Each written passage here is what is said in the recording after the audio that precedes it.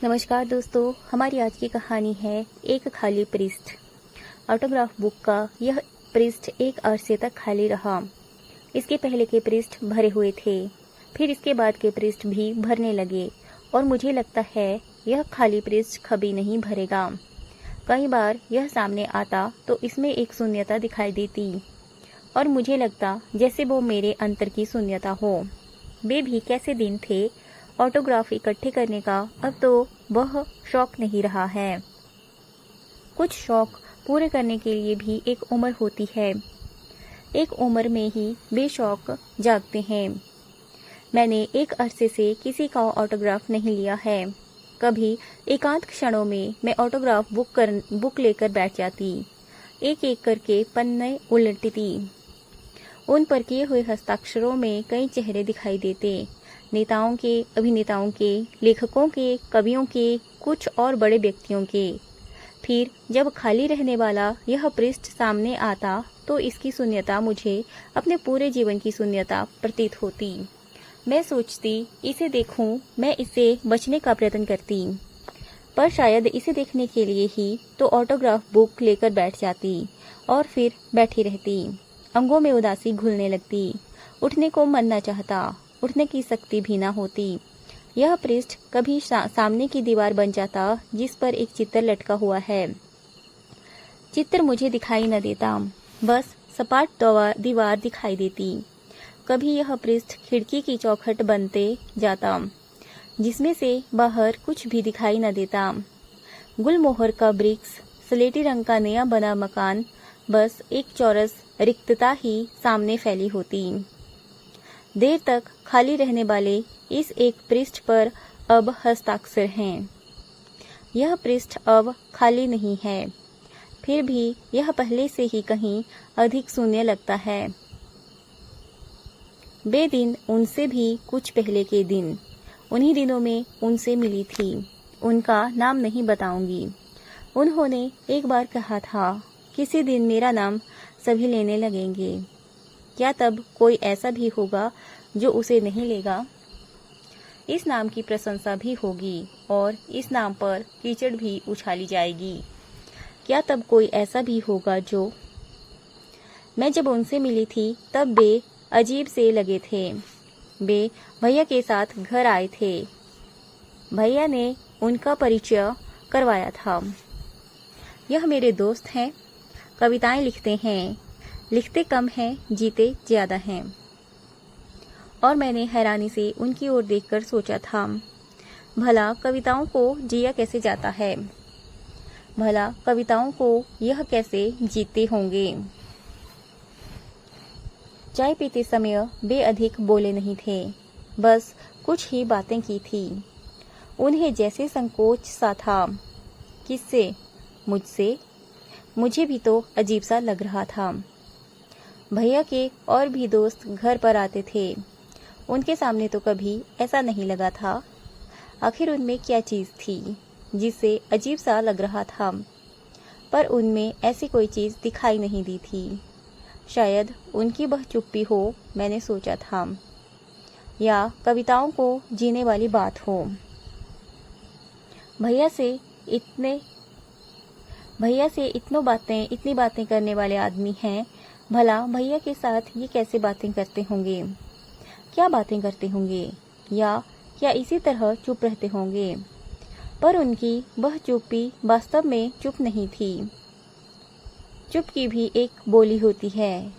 उनकी वह चुप बोल रही प्रतीत होती थी, पर मैं उसे पूरी तरह समझ नहीं पा रही थी। चाय पी चुकने पर भैया ने मुझसे कहा, इन्हें अपनी कविताएं दिखाओ, पता तो चले कि कितने पानी में हो। मैं एकदम घबरा उठी। भला भैया को यह क्या सूझी? बस जब देखो कोई ना कोई उल्टी बात कर देते हैं। मैं जितने भी पानी में हूँ, इन्हें इससे क्या? दिखाओ तो। उनकी आवाज़ सुनी तो मैं चौंकी। पहले आप अपनी कविता सुनाइए। मेरे मुंह से पता नहीं कैसे निकल गया और मैं बैठी रही। अब उन्हें घबराहट होने लगी। वे हल्का सा मुस्कुराए और भैया की तरफ देखने लगे। अब पता चलेगा कि कौन कितने पानी में है। आखिर उन्हें कविता सुनानी पड़ी। सच कहती हूँ, मैंने मन में कहा, भला कविता ऐसी होती है? मुझे आश्चर्य था। फिर मैंने उन्हें एक और कविता सुनाने के लिए कहा। वह कविता भी पहली की तरह समझ में नहीं आई। मन ने कहा, बेशक यह कविता लिखते कम हैं, जीते ज्यादा हैं। एक बार दिल में आया कि उन्हें भी यह कह दूं, पर नहीं कह पाई। अच्छा ही हुआ जो नहीं कह पाई। फिर मैं अपनी कविताएं लाई और उनके सामने रख दी। उन्होंने कहा, सुनाओ। नहीं, आप पढ़ लीजिए। उन्होंने कॉपी उठा ली और पन्ने पलटते हुए बीच बीच में कविताएं देखने लगे। एक दो बार उनके होठों पर हल्की सी मुस्कुराहट आई। मुझे अजीब सा लगा। दिल में घबराहट सी थी। अब यह देखते ही जाएंगे या कुछ कहेंगे भी। पहला पड़ाव तो है, कर लिया है तुमने। पहला पड़ाव तो कर लिया है तुमने, उन्होंने कॉपी रखते हुए कहा। कैसा पड़ाव? मैंने आश्चर्य में पूछा। कविता का। तो कितने पड़ाव होते हैं कविता में मंजिल तक पहुंचने के लिए? मैंने उत्सुकता से पूछा। वे मुस्कुराए। बस पड़ाव ही पड़ाव होते हैं, मंजिल कहीं नहीं होती। आप किस पड़ाव पर हैं? मेरे मुंह से अनायास निकला। वे मुस्कुराए और उत्तर नहीं दिया। मैंने सोचा, जैसी कविताएं इनकी हैं, वे तो किसी पड़ाव की कविताएं नहीं हैं, बीच रास्ते की कविताएं हैं। मन में आया था कि ऑटोग्राफ बुक पर उनके हस्ताक्षर ले लूं। उनमें एक विचित्र सा आकर्षण प्रतीत हुआ था, पर पता नहीं क्यों ले ना सकी। फिर सोचा, अच्छा भी हुआ जो हस्ताक्षर नहीं लिए।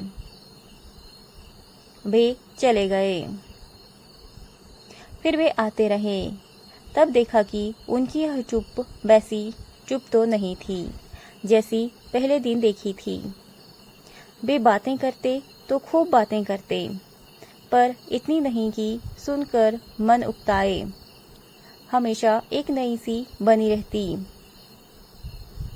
उनकी अधिकांश कविताएं ऐसे स्थान पर आकर समाप्त होती थी जहां साधारणतः उन्हें समाप्त नहीं होना चाहिए था। यह बात शुरू में मैंने अनुभव की थी, पर बाद में जाना कि उन्हें वहीं समाप्त होना चाहिए था। कुछ चीजें बहुत साधारण और स्पष्ट होने पर भी कितनी देर में समझ आती हैं। हाँ, अब उनकी कविताएं मेरी समझ में आने लगी थी। वे पहले पड़ाव से बहुत आगे की कविताएं थीं। कभी तो मुझे लगता कि वे मंजिल के उस पार की कविताएं हैं, पर उन्होंने कहा था कि पड़ाव ही पड़ाव होते हैं, मंजिल कहीं नहीं होती। क्या वे किसी मंजिल तक पहुंचना नहीं चाहते? क्या उनकी कोई मंजिल नहीं है? मैं सोचती, आखिर एक बार मैंने उनसे पूछ ही लिया, यह पड़ाव आप कब तक करते रहेंगे? क्या कहीं मंजिल दिखाई नहीं देती? मंजिल है कहाँ? उन्होंने मुस्कुराकर कहा। है क्यों नहीं, हर रास्ते की मंजिल होती है। कहाँ है? अब भला मैं कैसे बताती? मैंने उनकी ओर से दृष्टि हटाकर कहीं दूर देखा, पर मंजिल कहीं दिखाई ना दी। उन्होंने फिर पूछा, कहाँ है मंजिल? मैं क्या जानूं, मैंने कहा। मैंने तो अभी पहला पड़ाव ही तय किया है। मेरे लहजे में व्यंग्य था। पर उन्होंने जैसे जानबूझकर उस व्यंग्य की ओर ध्यान नहीं दिया और कहा, पहला पड़ाव ही आप ही ने तो कहा था। वह तो तब कहा था, क्या अब तक कोई और पड़ाव तय नहीं हुआ? वही हो क्या? एकाएक मुझे लगा कि मैं वहां नहीं थी, मैं आगे आ गई थी, बहुत आगे आ गई थी और अब समझ नहीं पा रही थी कि आगे क्या होगा। वे जैसे मेरे उत्तर की प्रतीक्षा में थे। मैंने उनकी आंखों में देखा तो लगा कि उनकी वे आंखें एक लंबा रास्ता भी थीं और वह मंजिल भी थी जहां मैं पहुंचना चाहती थी। वे आंखें बहुत पास थी, वे आंखें बहुत दूर थी। तुमने और कोई पड़ाव तय किया है? उन्होंने मेरा उत्तर ना पाकर कहा, पर मैं तो अब जैसे मंजिल के निकट पहुंच गया हूं। किस मंजिल के निकट? मैंने पूछा। आप तो कहते हैं कि मंजिल कहीं नहीं है। पहले दिखाई नहीं देती थी, अब दिखाई दे रही है, जो लगा कि मंजिल है। कितनी दूर है? पास भी है, दूर भी है। सचमुच कुछ चीजें कितनी पास होती हैं। मैंने उनकी आंखों की ओर देखते हुए सोचा, फिर मन में कहा, पर वे चीजें कई बार बहुत दूर भी होती हैं। उनकी कविताओं में अपने चेहरे को देखती तो आश्चर्य होता। आईने में देखने पर कभी मुझे अपना चेहरा वैसा दिखाई नहीं दिया था, या बस वैसा ही था जैसा था। पर उनकी कविताओं में वैसा होकर भी कुछ और तरह का था। उस चेहरे के अंदर भी झांका जा सकता था। वह चेहरा टूटकर फिर से जुड़ गया था। उन्हीं दिनों एक बार मैंने ऑटोग्राफ बुक खोलकर उनके सामने रखी। वे उस खाली पृष्ठ को देखते रहे। यह क्या है? खाली पृष्ठ है, मैंने कहा। इसे भर दीजिए, इसमें इतना स्थान है। बुक पर से दृष्टि उठाकर मेरी ओर देखा। मैं कुछ बोल ना पाई और उनके चेहरे की ओर से दृष्टि हटाकर पृष्ठ की ओर देखने लगी। अभी इसे खाली ही रहने दो। अच्छी बात है, उस पृष्ठ को मैंने खाली ही रखा। जब भी कभी किसी के हस्ताक्षर लिए आगे के पृष्ठों पर ही लिए। समय बीतता गया और उस पृष्ठ के बाद के कई पृष्ठ हस्ताक्षरों से भरते गए। इस बीच पिताजी की बदली हो गई। हम सब खुश थे। इस बात की भी खुशी थी कि पिताजी तरक्की पाकर बड़े ओहदे पर जा रहे हैं। इस बात की भी खुशी थी कि हम अब उस बड़े शहर में रहेंगे जहां वैभव था और विशालता थी। उस शहर में पहुंचकर सचमुच लगा कि मैं एक बहुत बड़ी दुनिया में आ गई। यहाँ कितने सिनेमा घर थे और कितने बड़े बड़े होटल, कितने विभिन्न प्रथा के सांस्कृतिक प्रोग्राम, बड़े बड़े आदमियों से भरा हुआ शहर। इतनी सारी खुशी के साथ मन में एक उदासी भी थी, उनसे अलग होने की उदासी। वैसे उन्होंने कहा था कि वे भी मौका पाकर उसी शहर में बस जाएंगे, पर वे नहीं आए। काफी समय तक नहीं आए। कभी कभी उनके पत्र आते, मुझे नहीं भैया के नाम। उनमें मेरे बारे में भी कुछ पंक्तियां लिखी होती। वे पंक्तियां ऐसे स्थान पर खत्म होती थी जहां कसाव में खत्म नहीं होती थी। वहां से उनकी अनकही बातें शुरू होती थी और मैं उन पंक्तियों के खत्म होने पर देर तक पत्र में अनकही बातें पढ़ती रहती। उनकी कविताएं भी पढ़ती रहती। उनमें अपने चेहरे को पहचानने का यत्न करती। वे मेरे दिल में से होकर गुजरती थी। कैसे टेढ़े मेढ़े रास्तों से होकर गुजरती थी वे। फिर एक बार उन्होंने अपने आने की सूचना दी। इस शहर में कवि सम्मेलन हो रहा था, उसी के सिलसिले में वे आ रहे थे। मुझे खुशी हुई और मैंने सोचा एक बार आएं फिर जा नहीं पाएंगे, नहीं ही जा पाएंगे। उनका आना भी कैसा आना था। कवि सम्मेलन के पश्चात उन्होंने कई कवियों से परिचय करवाया और मैंने उन सब के हस्ताक्षर लिए। अंत में मैंने वही खाली पृष्ठ उनके सामने किया। उन्हें कुछ घबराहट सी हुई। क्या जरूरी है? क्या अब भी जरूरी नहीं है? मैंने कहा। अब? उन्होंने जैसे स्वयं से पूछा और फिर कहा, फिर कभी सही। फिर कब? फिर जब भी कहोगी। वैसे क्या मेरा इन सब में होना जरूरी है? वे मुस्कुराए। कैसी मुस्कुराहट थी वह, मैं उस मुस्कुराहट को समझ न पाई। मैंने कहा, इस बार आप टाल जाइए, पर अगली बार टाल नहीं पाएंगे। अच्छा, उन्होंने कहा। अब आप इस शहर से जाएंगे भी नहीं। अच्छा, उन्होंने कहा, पर यहाँ क्या काम करेंगे? मुझे कविता सिखाएंगे। आखिर मुझे भी तो मंजिल तक पहुँचना है।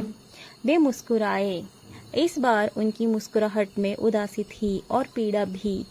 फिर उन्होंने जैसे निराश भाव से कहा, मंजिल कहाँ है? यही है, मैंने दृढ़ता से कहा। वे इस शहर में छाने लग गए। छोटी सी नौकरी पा गए और संतुष्ट हो गए। कभी कभी घर आते, पर बहुत कम, पहले की तरह नहीं। पहले तो भैया घर में थे तो उनसे मिलने आ जाते थे, पर अब किससे मिलने आते? भैया को बहुत दूर मद्रास में नौकरी मिल गई थी।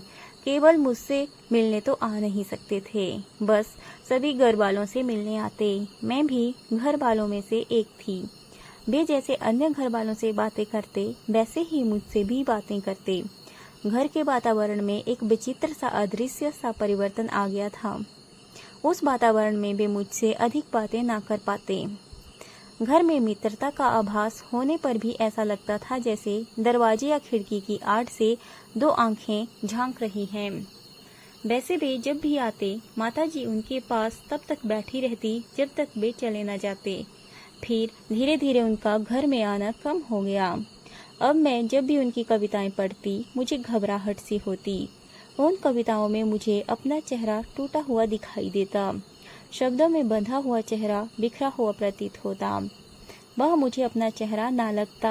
आखिर यह किसका चेहरा है? मैं सोचती और उस ओर ध्यान से देखती। मन में आता कि अभी उनसे मिलूं और पूछूं, आखिर यह कौन है जिसे तुमने इस शहर में आकर पाया है?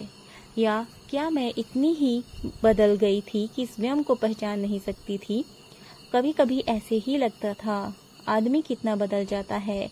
वे भी तो कितने बदलते जा रहे थे, जैसे किसी दर्द में से गुजर रहे हों और कुछ ना बोलने चाहते हों, जैसे एक शून्यता में समा गए हों और उसी में डूब जाना चाहते हों। अपनी कविताओं में वे जैसे दुर्गम रास्तों में भटक रहे थे।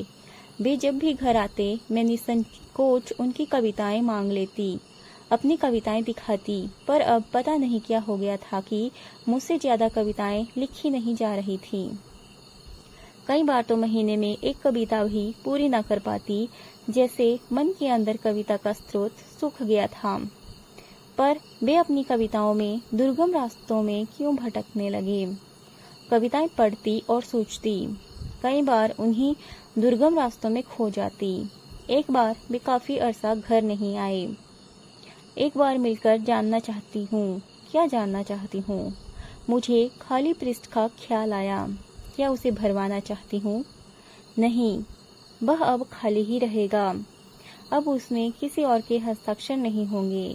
फिर भैया के पत्र से ज्ञात हुआ कि वे मद्रास में हैं। फिर उनके एक पत्र में पढ़ा कि वे मद्रास में दक्षिण की ओर चले गए हैं। फिर पता लगा कि वे दिल्ली में हैं और वहाँ रेडियो में नौकरी करने लगे हैं। पर कुछ ही देर बाद वे वहाँ से भी चले गए। वे क्यों इस तरफ भटक रहे हैं? मैं सोचती, कहाँ जाना चाहते हैं? किस मंजिल पर पहुँचना चाहते हैं? बस पड़ाव ही पड़ाव होते हैं, मंजिल कहीं नहीं होती। आखिर उनका कहाँ पता लगता? मेरा रिश्ता तय हो गया था। सगाई हुई और फिर विवाह की भी तारीख तय हो गई। मैं उन्हें निमंत्रण भेजना चाहती थी, पर कहाँ भेजती। बस पड़ाव ही पड़ाव होते हैं, मंजिल कहीं नहीं होती। कोई एक निश्चित पड़ाव भी तो हो, कहाँ पता लगाती। बड़े शहर में ससुराल का बड़ा घर था, पर वहां जाकर मुझे एक अजीब सी घुटन प्रतीत हुई। पहले वह घुटन मेरे बाहर थी, फिर वह घुटन मेरे अंदर आने लगी। पति की एक दुनिया घर में थी, एक दुनिया घर के बाहर थी। वे अधिकतर उस बाहर की दुनिया में ही रहते, दफ्तर की दुनिया में और क्लबों पार्टियों की दुनिया में। उन क्लबों पार्टियों के वातावरण में मैं और भी घुटन प्रतीत करती। वहां से घर आने पर ऐसे लगता जैसे मन में गीली लकड़ियां सुलग रही हों। मैं पति को बांधना चाहती, पर वे बंध नहीं पाते। जीवन एक केंद्र पर खड़ा होकर भंवर की तरह घूमने लगा। काफी अरसे के बाद पता लगा कि वे इस शहर में हैं। 2 महीने से यही हैं और मुझसे मिले नहीं। मैंने कटुता से सोचा। अपनी वह कटुता मुझे अच्छी नहीं लगी। तब मुझे अपने चारों तरफ और भी घुटन प्रतीत हुई, और वह घुटन मेरे दिल से बाहर निकलने लगी।